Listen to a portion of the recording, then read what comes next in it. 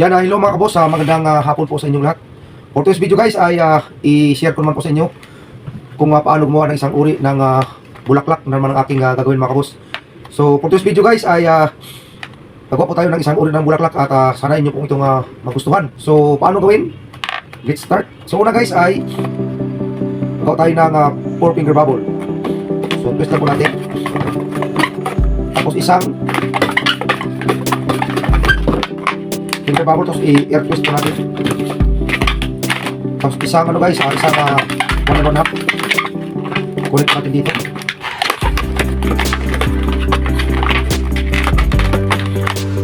So yan po yung pinaka-start. So ulitin lang po natin ito guys hanggang sa umabot tayo dito sa dulo. So napakabilis lang ito gawin guys, napakadali.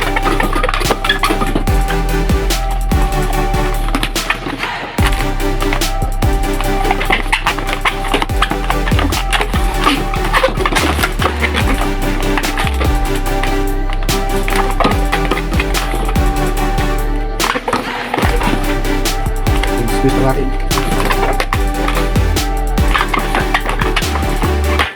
Tapos twist natin dito.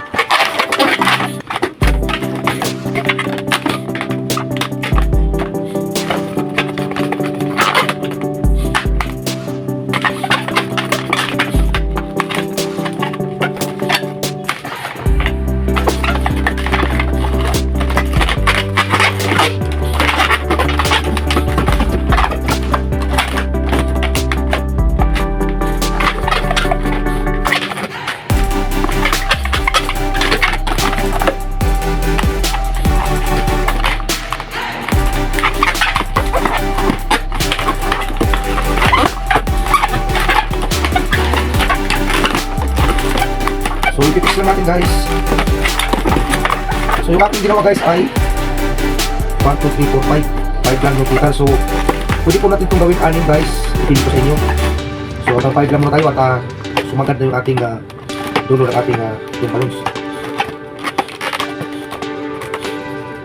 So sunod guys is magdagat tayo ng isang kulay. So 260Q 5 to 6 fingers pa rin. So punit lang natin dito. Tapos gagawa tayo guys ng isang panalawang na bubble. Tapos punit natin dito. Tapos ulitin lang natin hanggang sa makarating tayo sa dulo.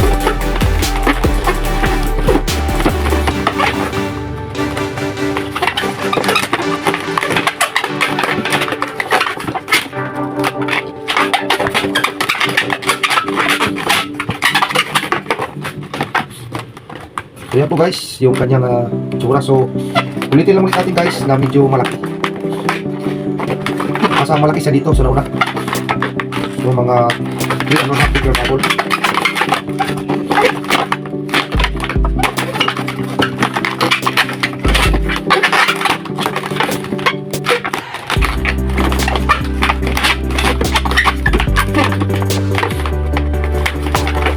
Pag nagawa ito guys, ito yung magandang klase ng bulaklak.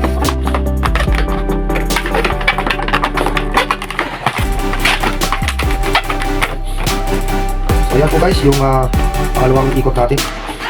So malinasagad na po tayo. So pagka natin tapos dito guys, ikot natin dito sa pangalawang ilog. So yan po. So magdagdag tayo guys ng isang pagkulay o isang pink na 260Q.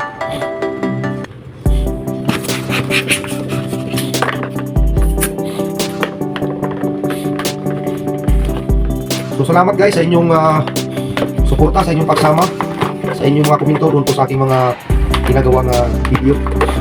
So at yun po yung nakakataba guys na post at napapasa ko yung inyong mga comments. Susunod guys ay gagawa tayo ng mas malaki na dito. So 4 finger bubble. So ulit-ulit natin dito guys. So 5 lang. So ito na guys, pwede natin siya pababa. 4 finger bubble.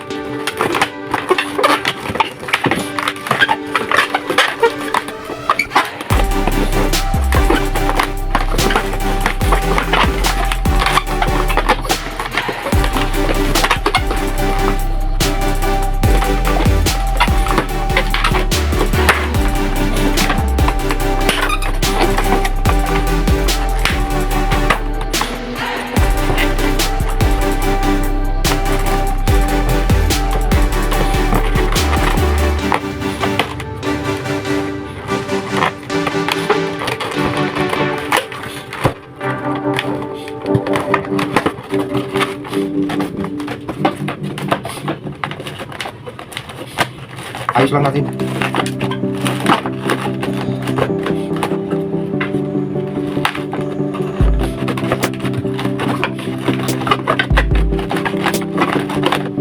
So yan po siya guys. So napakaganda po ng klase ng bulaklak. So sunod guys, lalagyan po natin dito ng pinaka gitna niya.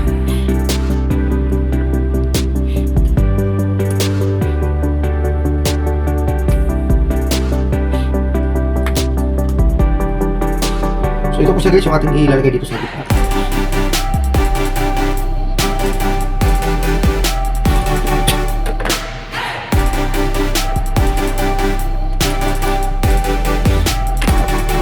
Tatlo natin yung mga dito.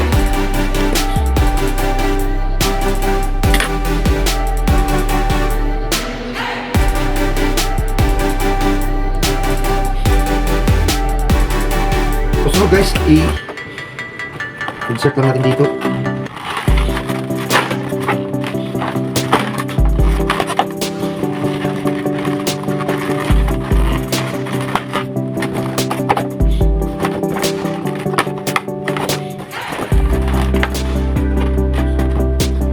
So yan po siya guys. So sunod dito guys is yung kanyang stick.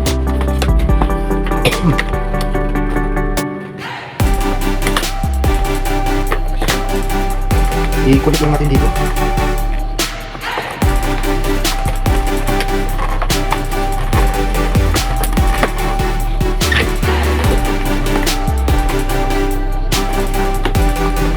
Tapos guys, gagawa tayo ng pinaka-kahon na. So, ikot lang natin ito guys.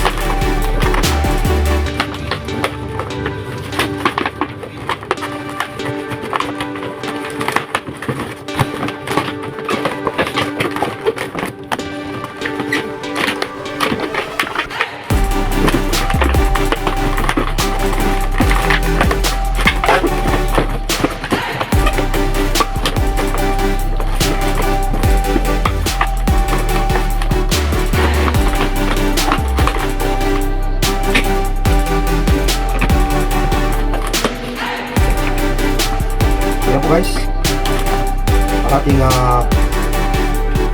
uri ng isang bulaklak.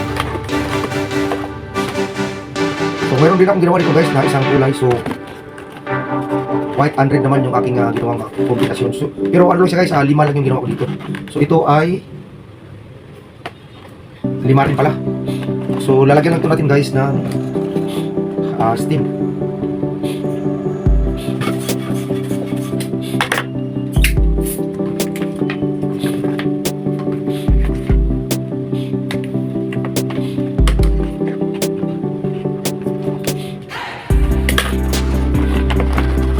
Kunik lang ulit natin dito.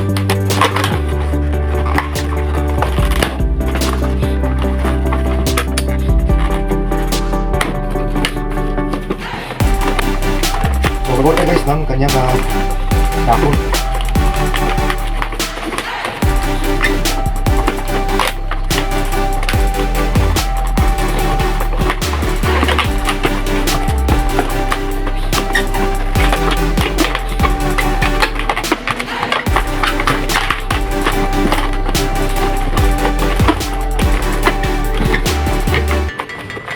So yan po guys, yung isa nating ginawa. At ito naman yung isa. Hindi rin ito natin guys ganito. So pabilog. So depende po sa inyo guys kung ano po ang inyong gusto.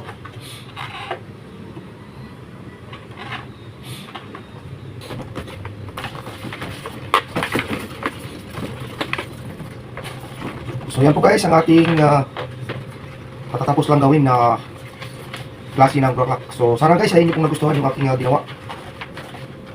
So that's it guys, at maraming pong salamat sa inyong pagsama mula umpisa hanggang dulo ng aking video ito.